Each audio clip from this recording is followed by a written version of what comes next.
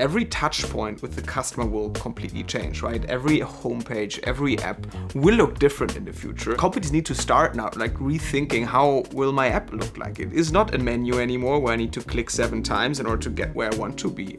I talk to the app or write it and then I directly get what I want to see. You need to also approach this frontier of customer service with AI and have the confidence that you will find the acceptance that you want to have in your customer base.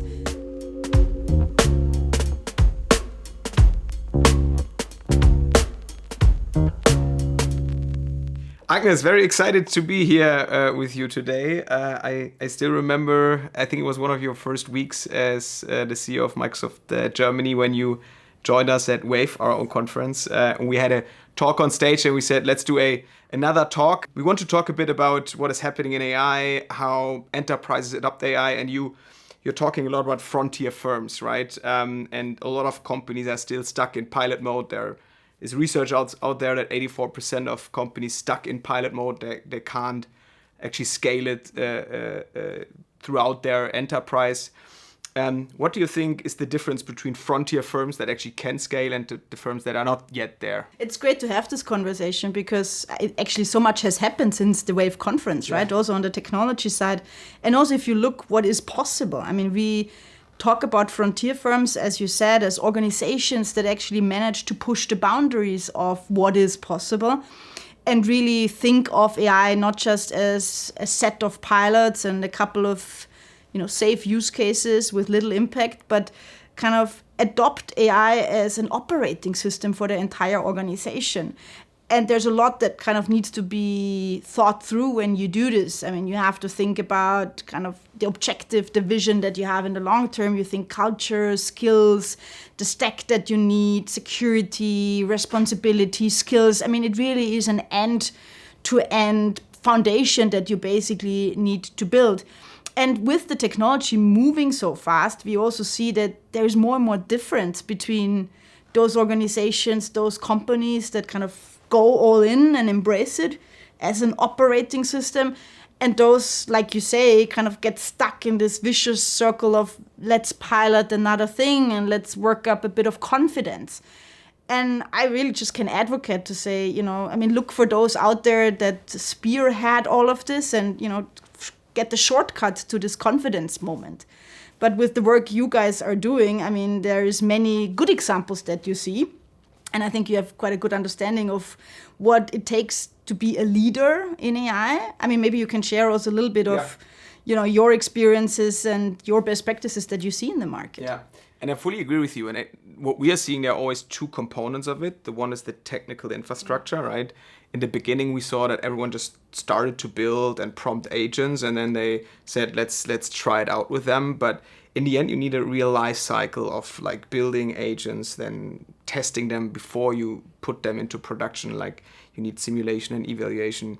Then you need to constantly observe them. You need to evaluate them in production. Then you need to monitor and improve them, right? And then you have this life cycle. And so what we're seeing is from a technical point of view, we are moving from this early pilots, like prompt an agent to, okay, how do I build a system that guarantees quality, reliability, and a improving quality over time, right? And as soon as you can surface the quality of an agent, then you create also the acceptance internally to scale something. That's the one part. And the second part is, you mentioned it as well, is like how should an organization work internally? And we see 3 topics that we see continuously work. One, there needs to be a clear C-level buy-in and mandate to push a project forward. The second is clear KPIs, which need to be measurable, right?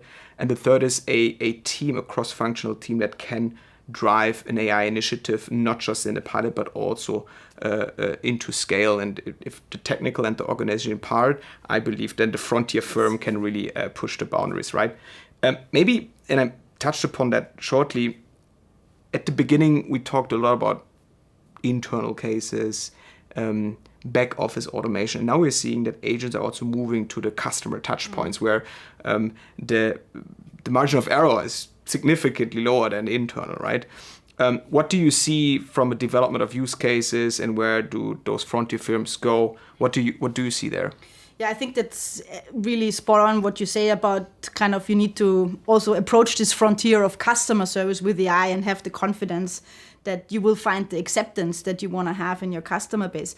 I mean, to kind of talk about the meta view, we think that value is being created in 4 areas with AI. One is, and maybe that's the one most people actually start with, is enhancing the employee experience. It's a lot of, individual efficiency and productivity, and also kind of answering what people expect from their private lives in a professional setting. The second one is really kind of on the process side, also very back-end driven, like you just explained, rethinking processes that have been invented at a time when AI was not a thing, and kind of saying what is possible now. And the third and the fourth element are more customer-oriented. One is really just kind of this notion of how can we reshape customer experience, how can we actually not just automate a couple of things, but create a better, more creative, more engaging customer experience. And then a bit like the ultimate level of sophistication with this and with the confidence and acceptance that's kind of being built through this customer experience focus, it's a bit also a possibility to rethink your own portfolio of products and services and kind of move on from this AI capabilities that you're building on the interface with the customer to kind of a whole set of capabilities, a system of capabilities that suddenly also impacts positively the business model and the end-to-end business reality. I mean, that's already a bit like looking ahead. We call this band the curve of innovation.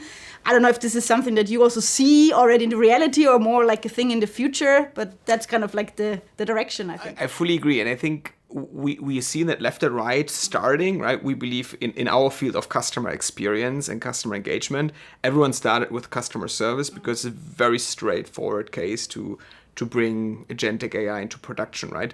But what we are actually seeing looking forward is that every touch point with the customer will completely change, right? Every homepage, every app will look different in the future. And there it's pushing the boundaries, fully agree. But companies need to start now, like rethinking how will my app look like. It is not a menu anymore where I need to click 7 times in order to get where I want to be. I talk to the app or write it, and then I directly get what I want to see. And it's a hyper-personalized experience in this app or in a homepage. So I think companies now need to start thinking as a frontier firms, what do I need to build as a foundation that my customer experience going forward is completely different. It's not just an AI agent picking up the phone, it's an AI agent greeting me on an app, on a homepage, and that this AI agent is your personal AI agent, right? So we believe in one-to-one relationships going forward, so that if a company has 50 million customers, they have 50 million personal AI agent, and it's a one-to-one relationship.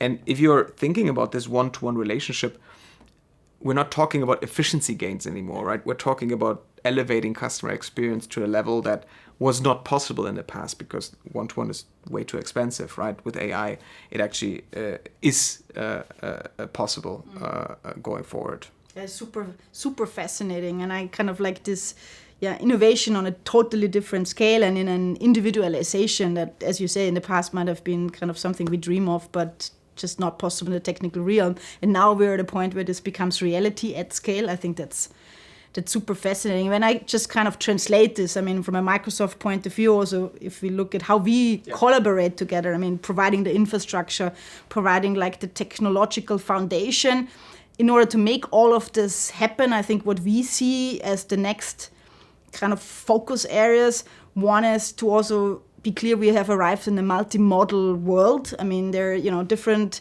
use cases, different applications that require different type of models, and you need to be very, very agile and kind of tapping into the entirety of the possibilities of what models bring.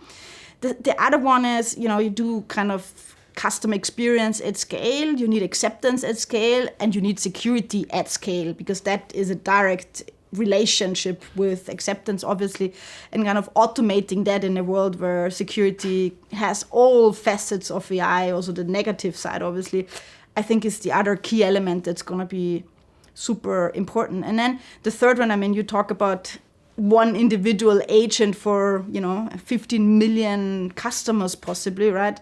The observability of all agents in an organization.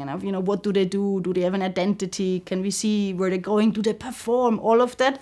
I think that's kind of like, if I look ahead, foundation.